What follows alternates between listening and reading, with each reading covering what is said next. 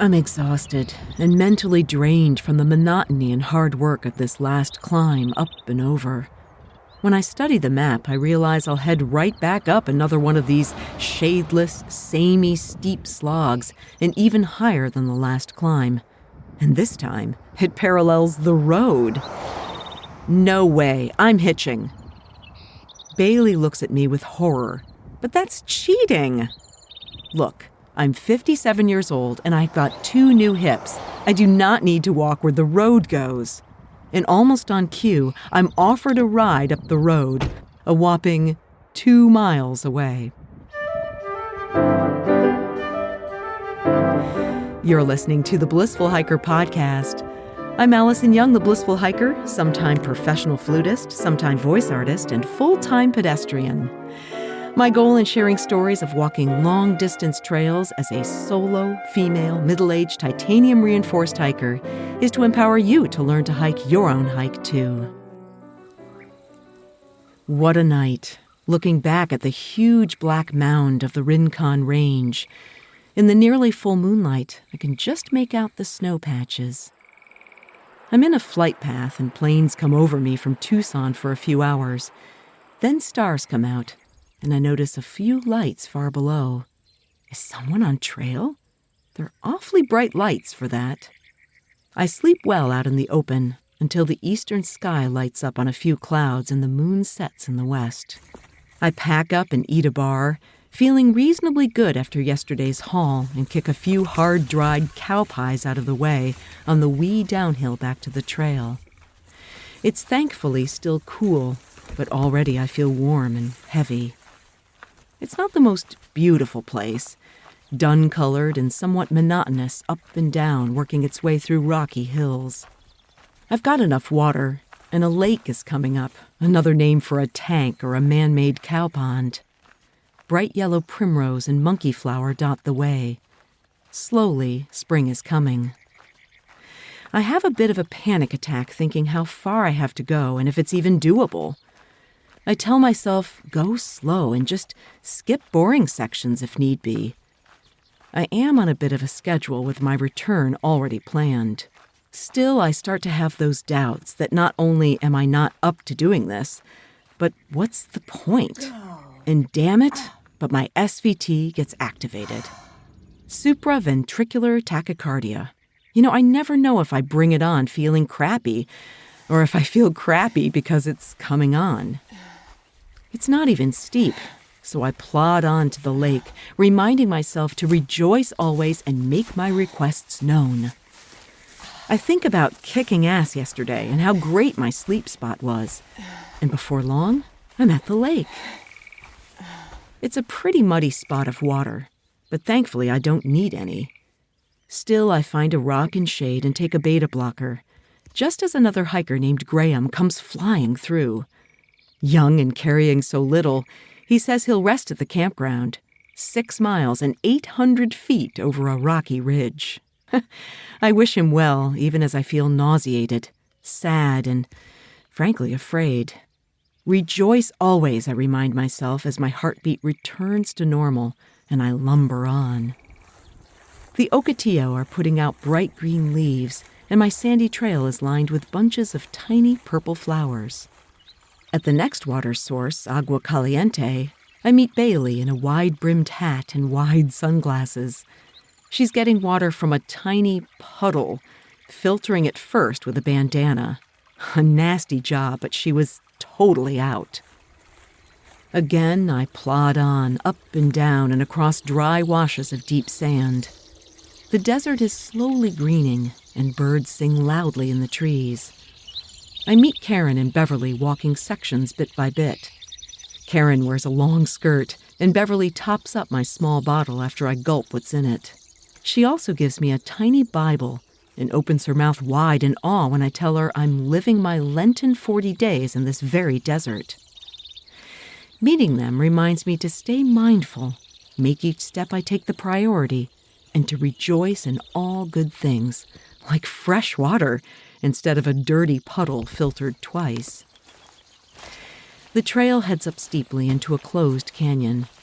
I realize here's my climb up and out.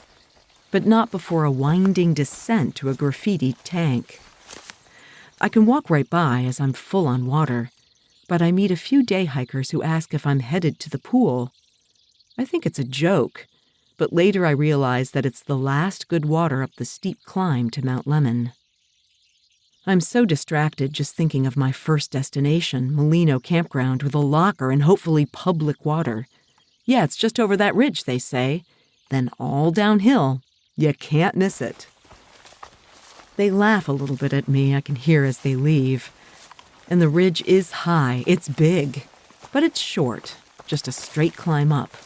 And my views are incredible, back to the Rincons and the jumble of hills I walked over. It's switchbacks, steep switchbacks, up rock and sand, and never quite sending me in the exact direction, so just when I think I head one way, things turn and send me higher another way. Compared to yesterday, though, this should be a cakewalk. But this isn't yesterday, and I'm tired. But of course, I just keep going like the little engine that could, and I eventually see an Arizona Trail sign at the top. Below is the Catalina Highway and RVs at the campground. It's easier going on this side, though still a stiff descent. I see 4 brightly dressed women and a dog heading up, chatting happily the whole way. Boy, does that make me feel good. Carlin, Wendy, Lorna, and Erica pull off in formation at a rock, and I ask if they're lining up for a picture. Why, yes. I take theirs and they take mine, asking if I sleep outside. Why, yes. We chat for a bit, and they offer me a ride if I need one. See the blue car down there? Then they head on to the view as I slowly descend, my knees taking a beating. The locker is right at the end and filled with water, mostly marked private for specific hikers, though one huge jug remains.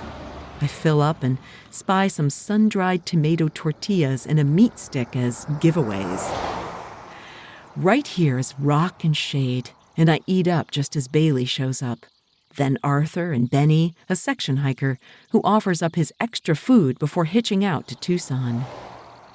And I take a hitch for 2 miles, which changes the entirety of my day. Or maybe it's just the eating and the drinking and laughing with other hikers, or meeting lovely people who want to help me out.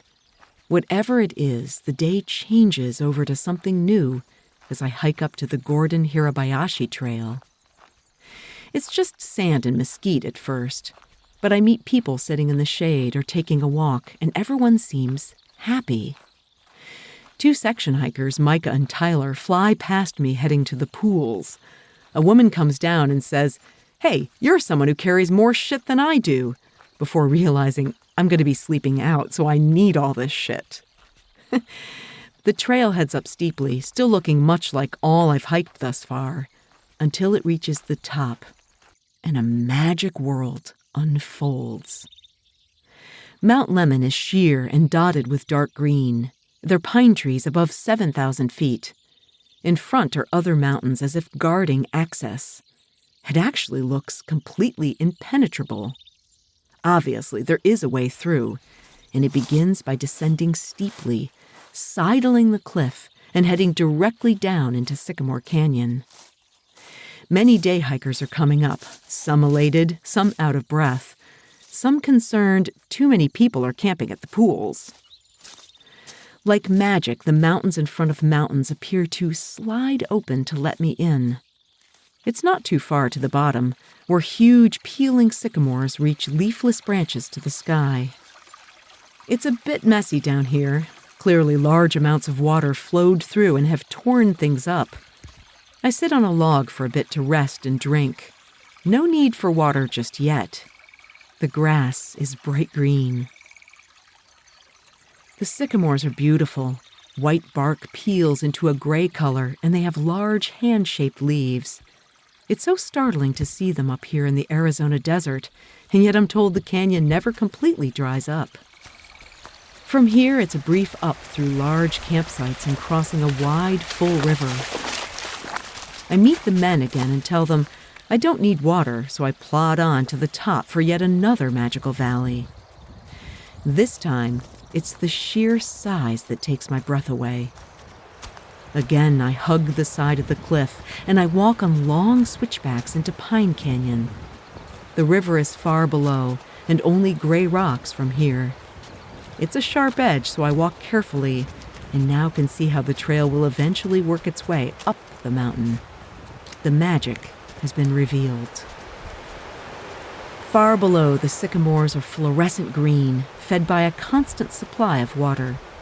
And working their way up the opposite side of this canyon are enormous saguaro. The rock is reddish-brown and yellow, and pink flowers bunch along my path. It does seem an eternity to reach the water, only a mile away. I think of the French who mark trails with the time it will take to get there rather than distance, which is really just relative. Someone mentioned it's easier to collect water when the trail crosses rather than at the pools. I wash my feet and massage them in the gravel as my water filters, then rinse my face and hair and keep moving up fully loaded. The boys seem quite happy with Hutch's pools all to themselves, so I press on. Maybe I shouldn't. It's steep switchbacks without any flat spots, except maybe this side channel.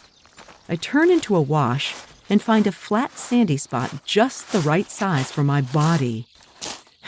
It feels early, but I linger over dinner, a tuna wrap Benny gave me, and roll out my bed. Crickets chirp as the wind blows loudly above me. A huge moth like a hummingbird visits, as does a frog, who plops right down on my sleeping bag. There are bats and the hoot of an owl. And just now, a full moon. You can subscribe to Blissful Hiker wherever you get your podcasts. And please leave a review on Apple. That helps the show get discovered. Blissful Hiker is on Patreon. Get a link at blissfulhiker.com to support the show. Also at blissfulhiker.com, you can listen to other episodes, read the blog, see pictures, and contact me. blissfulhiker.com. Next week, it's up and over Mount Lemmon on one of the most extraordinary days of the thru hike. Until then, my friends, kia kaha and happy trails.